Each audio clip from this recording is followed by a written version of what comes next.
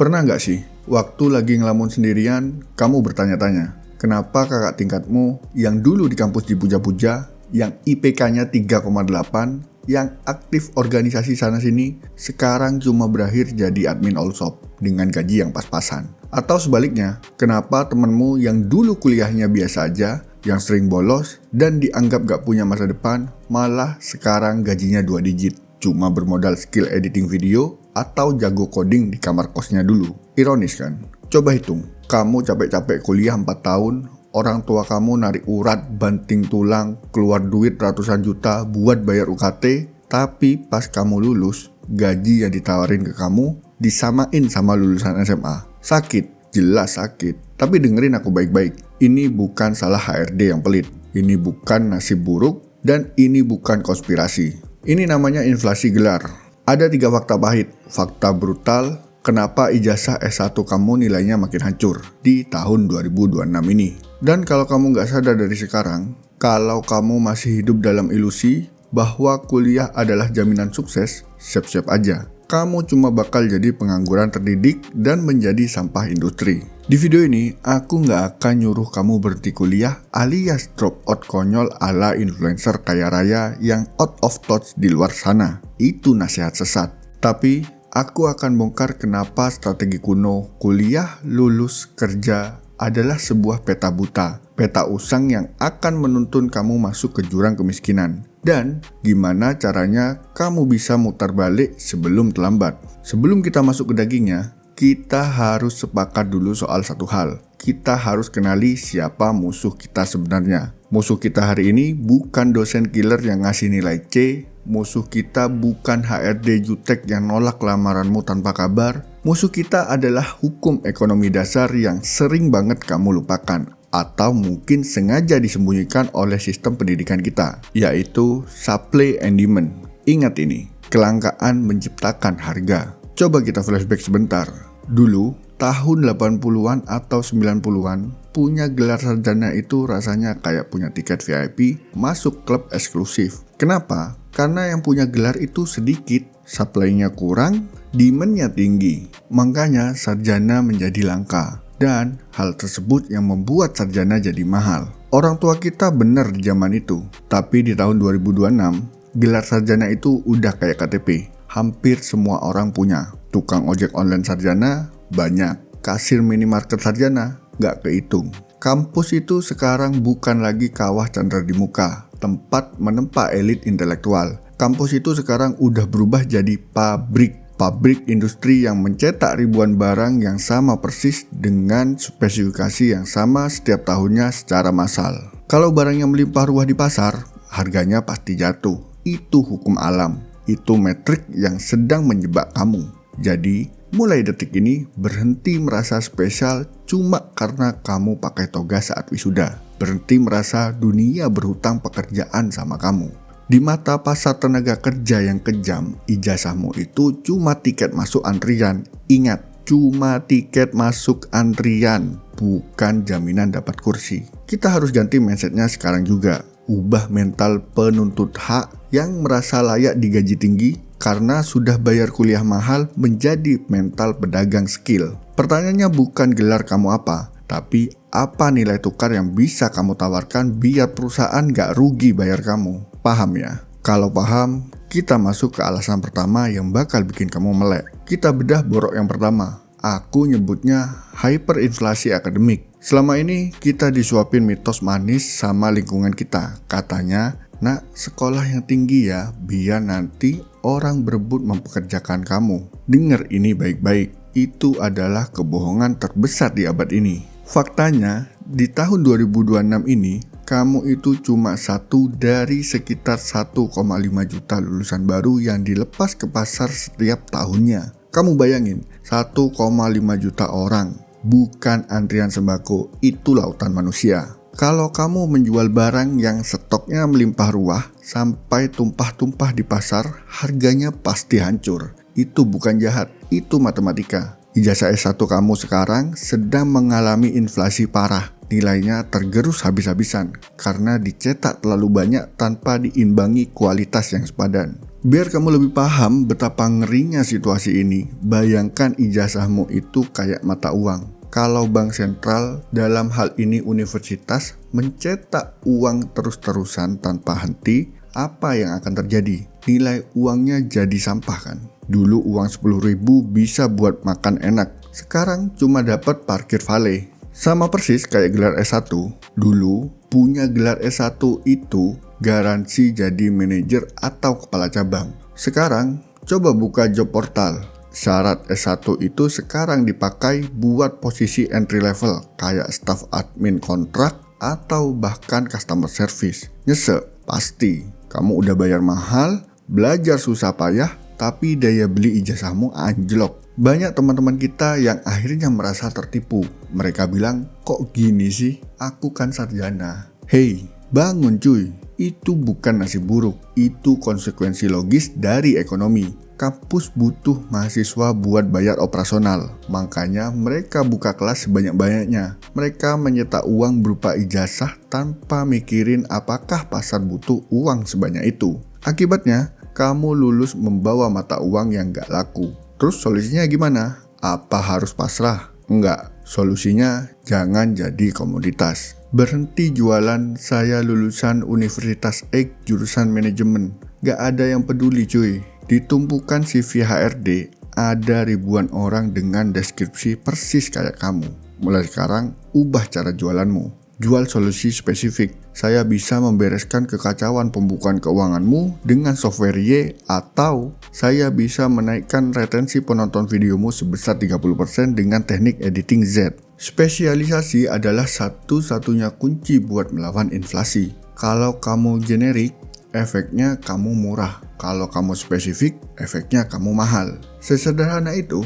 Lanjut ke alasan kedua, kenapa ijazahmu hancur harganya di 2026. Ini lebih menyakitkan lagi. Aku nyebutnya kurikulum kadaluarsa. Mitosnya kan gini, apa yang diajarkan di kelas adalah apa yang dibutuhkan di dunia kerja. Itu salah satu lelucon yang paling gak lucu cuy. Coba sadar, dunia industri itu berubah setiap detiknya. Apalagi di tahun 2026, AI sudah masuk ke sendi-sendi pekerjaan paling dasar. Algoritma media sosial berubah tiap bulan. Bahasa pemrograman update setiap semester. Sementara kurikulum kampusmu, buat ganti satu silabus mata kuliah aja butuh rapat senat, butuh birokrasi, butuh tanda tangan ini itu yang memakan waktu bertahun-tahun. Sistemnya lambat kayak siput, padahal dunia lari kayak kita. Banyak dosen-dosenmu, tanpa mengurangi rasa hormat, masih mengajarkan teori marketing Philip Kotler tahun 2010. Di era algoritma TikTok dan AI generatif menguasai pasar 2026. Mereka jualan peta jalan raya yang rapi, padahal medan perang di luar sana udah berubah jadi hutan belantara yang liar. Ini ibarat kamu mau dikirim perang di tahun 2026. Musuhmu pakai drone, pakai senjata laser, pakai cyber warfare, terus kampus membekali kamu dengan apa? Bambu runcing. Heroik sih, semangatnya luar biasa. Tapi ya mati konyol. Mengandalkan 100% ilmu yang kamu dapat di kelas buat cari duit di zaman sekarang itu sama aja bunuh diri cuy. Kamu bakal kaget pas masuk hari pertama kerja. Loh, kok toolnya beda? Kok teorinya nggak kepakai ya? Kok cara kerjanya gini? Dan HRD itu tahu. HRD sadar kalau lulusan baru itu kosong. Makanya mereka males bayar mahal. Karena mereka tahu harus ngajarin kamu lagi dari nol. Ijazahmu itu tanda kamu pernah sekolah, bukan tanda kamu siap kerja. Terus, apa kamu harus bakar ijazah? Bukan gitu konsepnya. Jadilah mahasiswa yang autodidak agresif atau agresif belajar sendiri. Jadikan kampus sebagai tempat ambil basis teorinya, buat ambil pola pikirnya. Tapi buat teknisnya, internet adalah dosen utamamu. Kalau dosenmu bilang A, jangan ditelan mentah-mentah. Cek di lapangan. Cek di YouTube, cek di forum diskusi profesional, masih relevan nggak? Atau teori itu udah basi 5 tahun lalu? Validasi ilmu kampusmu dengan realita pasar. Jangan sampai kamu lulus dengan otak penuh teori sampah yang udah nggak ada harganya. Ingat, di tahun 2026, yang menang bukan yang IPK-nya paling tinggi, tapi yang adaptability-nya paling cepat. Kalau kamu cuma nunggu disuapin dosen, kamu bakal mati kelaparan di dunia kerja. Oke, kita masuk ke paku terakhir di peti mati ijazahmu. Di poin ketiga ini, aku nyebutnya signaling yang gagal, atau bahasa gampangnya trust issue. Mitos yang paling sering kamu dengar, kejar IPK tinggi nak, itu bukti kalau kamu pintar dan kerja keras, HRD pasti suka. Dengar ya, maaf banget harus ngomong gini, HRD sekarang itu udah pinter, mereka nggak sebodoh itu. Mereka tahu rahasia umum di kampus, mereka tahu kalau IPK itu bisa diakali. Mereka tahu nilai A bisa didapat dari dosen yang murah hati. Mereka tahu tugas bisa dikerjakan ChatGPT. Dan yang paling parah, mereka tahu skripsi bisa dibayar lewat jasa joki. Di tahun 2026, ijazah dan transkrip nilai itu sudah kehilangan kredibilitasnya sebagai sinyal kompetensi. Saat HRD lihat transkrip nilaimu dengan deretan huruf A semua, mereka nggak langsung kagum. Mereka curiga. Ini anak beneran pinter atau cuma pinter cari muka? Ini anak beneran paham atau hasil joki? HRD itu nggak butuh selembar kertas yang bilang kalau kamu pinter. HRD butuh bukti kalau kamu bisa kerja. Biar gampang, bayangin kayak kamu lagi beli durian di pinggir jalan. Ada tumpukan durian di kardus, tulisannya besar, dijamin manis dan tebal. Itu ibarat ijazah, dan itu merupakan klaim sepihak. Kamu percaya tulisan di kardus itu 100%? Enggak kan? Terus ada abang penjual lainnya, dia ambil satu durian, dia belah di depan mukamu, terus dia nyodorin dagingnya. Nih mas, cicipin dulu, kalau nggak enak nggak usah bayar. Nah, daging durian yang udah dibelah itu adalah portofolio. HRD itu pembeli durian yang rewel. Mereka nggak mau beli kucing dalam karung. Mereka mau nyicipin skill kamu sebelum mereka keluar duit buat gaji kamu. Ijazah cuma janji manis rektorat di atas kertas kardus. Portofolio adalah bukti nyata yang bisa dicicipi. Jadi, tolong buang mentalitas transkrip itu jauh-jauh. Mulai sekarang, bangunlah portfolio of evidence. Apapun jurusanmu, sastra, teknik, ekonomi, pertanian, dokumentasikan karyamu. Kamu anak sastra, mana tulisanmu yang dimuat media? Mana blogmu? Kamu anak teknik, mana prototipe alat yang pernah kamu bikin? Mana video cara kerjanya? Kamu anak ekonomi, mana analisa saham atau case study bisnis yang pernah kamu bedah? Bikin HRD merasa bodoh kalau mereka nggak hire kamu. Karena buktinya udah terpampang nyata di depan mata mereka, bukan cuma angka-angka mati di transkrip. Sampai di sini mungkin kamu mikir, waduh, kalau gitu sarjana nggak ada gunanya dong. Mending aku cabut sekarang, bakat ijazah, terus jadi YouTuber aja. Eits, tahan dulu cuy, jangan bodoh. Jangan keluar kuliah cuma gara-gara nonton video ini. Itu namanya reaktif, bukan strategis. Gelar sarjana itu masih berguna, tapi kamu harus tahu cara mainnya. Dan ini cheat code-nya. Rumusnya sederhana, ijazah ditambah unfair advantage sama dengan high value. Ingat ya, ijazah itu fungsinya sekarang cuma satu, syarat administrasi. Cuma biar lamaranmu lolos dari filter mesin ATS atau applicant tracking system. Biar CV-mu nggak secara otomatis langsung masuk tempat sampah. Tapi yang bikin kamu dipanggil wawancara, yang bikin kamu dikejar headhunter, dan yang bikin kamu punya posisi tawar buat nego gaji tinggi, itu adalah unfair advantage. Apa itu unfair advantage? Keunggulan yang nggak adil. Sesuatu yang kamu punya tapi lulusan lain nggak punya. Bisa jadi itu skill unik. Misal, sarjana hukum yang jago coding smart contract. Bisa jadi network, kenalan orang dalam industri mungkin.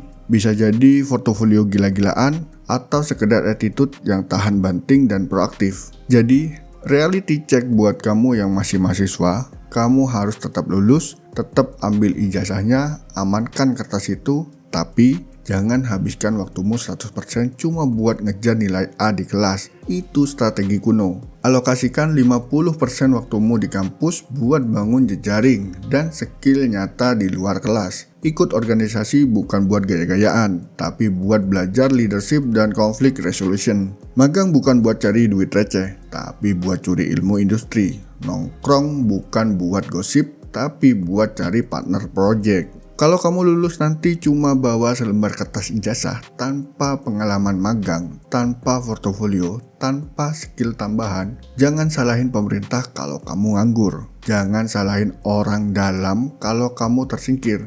Jangan salahin sistem, tapi salahin tuh cermin. karena kamu punya waktu 4 tahun, tapi kamu sia-siakan cuma buat ngejar validasi angka yang semu. Denger ya cuy, dunia sudah berubah. Dunia nggak peduli seberapa mahal alma matermu. Dunia nggak peduli seberapa mentereng nama kampusmu. Dunia nggak peduli IP kamu 3,9 atau 4 sempurna. Dunia cuma peduli satu hal. Can you solve the problem? Bisakah kamu menyelesaikan masalah yang ada di depan matamu? Kalau bisa, kamu dibayar. Kalau nggak bisa, minggir. Antrian di belakangmu masih panjang. Berhenti berlindung di balik gelar. Berhenti merasa aman di balik status mahasiswa. Itu zona nyaman yang mematikan.